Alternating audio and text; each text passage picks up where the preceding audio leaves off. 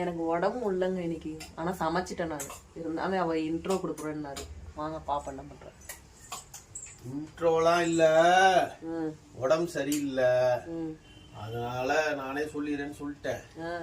15 நாளைக்கு நான் சாப்பிடக்கூடாது ஒரு காரணத்துக்காண்டி. சும்மா நாச்சுக்கு கமெண்ட்ல வந்து வெஜ்ஜான்னு கேட்கறது, சிரிக்கிறது. தஞ்சாவூர்ல இருந்து போனை போட்டு ஐரமீன் குழம்புன்னு வம்புழுக்குறீங்க. இதெல்லாம் தவறு. இப்பதான் போன் வந்துச்சு. இதெல்லாம் தவறான செயல். ஏற்கனவே தூங்கும் போது நைட்ல யார் யாருக்கு என்னென்னமோ கனவு வரும். எனக்கு கோழி மீனெல்லாம் வந்து அழுகுது, என்னடா 4 நாளா எங்கடா போற அப்படின்ட்டு. ஆனா அந்த தப்பை செய்யாதீங்க. 15 நாள் பொறுத்துங்க. அதுக்கப்புறம் என்ன ஸ்பெஷலா எல்லாமே வரும். இப்போதைக்கு என் ஒய்ஃபு சமைச்சிருக்காங்க, அது வந்து சாப்பிட போறோம். எதுவும் ஆயிடக்கூடாது ஆண்டவா.